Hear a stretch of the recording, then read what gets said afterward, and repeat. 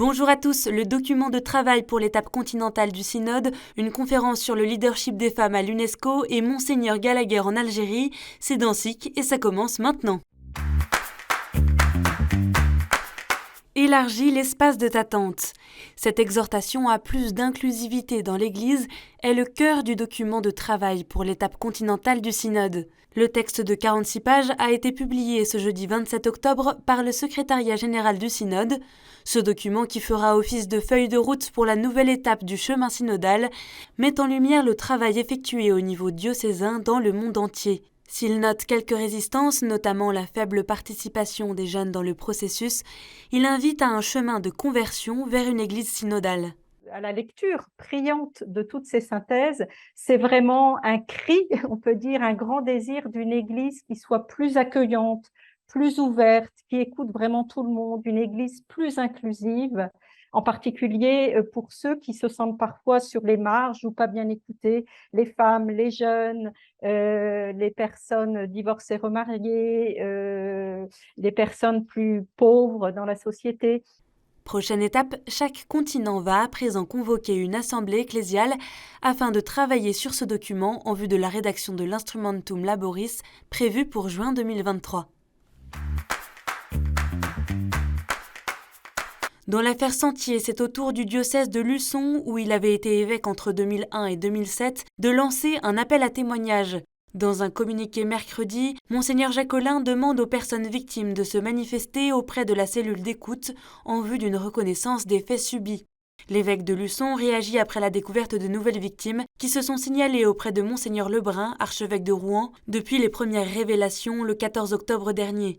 Et cette semaine, une autre affaire a été dévoilée dans le diocèse de Versailles concernant le père Jean-Jacques Vilaine, sanctionné pour des faits d'agression sexuelle et viol sur majeurs. Un message aux prêtres du diocèse les a informés, après sa mort, que ses obsèques seraient célébrées dans la stricte intimité, du fait de sanctions canoniques qui imposent cette disposition. Ces affaires alimentent depuis plusieurs jours le débat sur le secret des sanctions canoniques. Monseigneur Éric de Moulin-Beaufort, président de la Conférence des évêques de France, a annoncé vendredi dernier que l'Assemblée plénière des évêques, qui se réunira du 3 au 8 novembre à Lourdes, travaillera cette question. Ce week-end, plusieurs manifestations sont organisées à Paris, Créteil, Nanterre, Lyon, Angers ou encore Autun par l'association de fidèles Agir pour notre Église pour interpeller les évêques sur le secret autour des cas d'abus. How women find or do not find space to express their leadership capacity and in effect to complete the full phase of humanity. Une conférence sur le leadership des femmes. C'était l'événement organisé par Caritas Internationalis et le Saint-Siège sous le patronage de l'UNESCO à Paris ces 27 et 28 octobre. Parmi les intervenants venus du monde entier participait Alessandra Smerilli, première femme à avoir été nommée secrétaire d'un dicaster de la Curie romaine. À l'occasion du 70e anniversaire de sa fondation, Caritas a cherché à sensibiliser le monde aux obstacles auxquels les femmes sont confrontées au quotidien, comme la pauvreté, la violence ou le manque d'accès à l'éducation. Le but, voir le plein visage de l'humanité.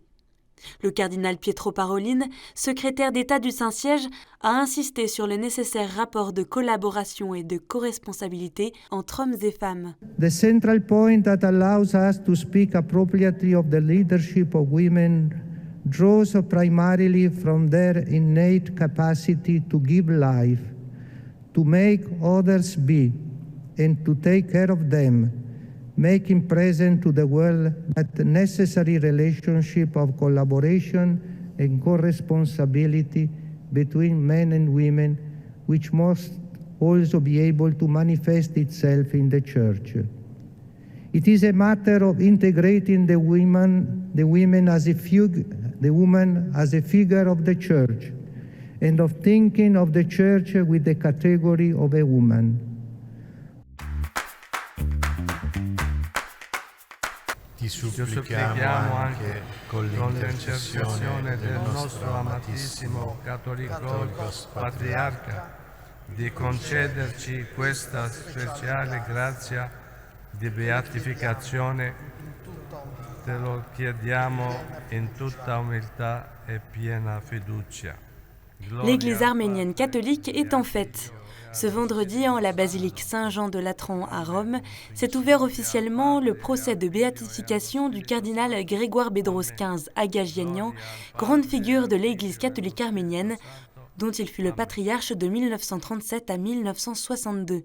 Cette phase diocésaine a été lancée en présence de l'actuel patriarche de Cilicie des Arméniens, sa béatitude Raphaël Bedros XXI Minassian.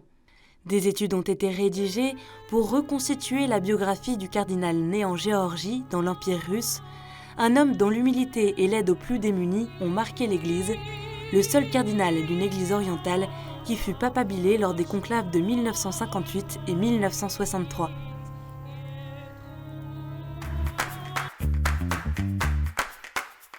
Un laïc auprès des évêques belges. Jeudi, Bruno Sprit a été nommé secrétaire général de la Conférence des évêques de Belgique francophone et néerlandophone.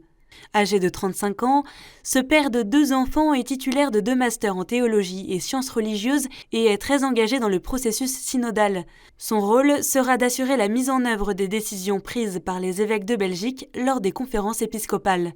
Il succédera en mars 2023 à Monseigneur Herman Kozein, recteur de la basilique nationale du Sacré-Cœur de Kuckelberg, qui occupait ce poste depuis 2011.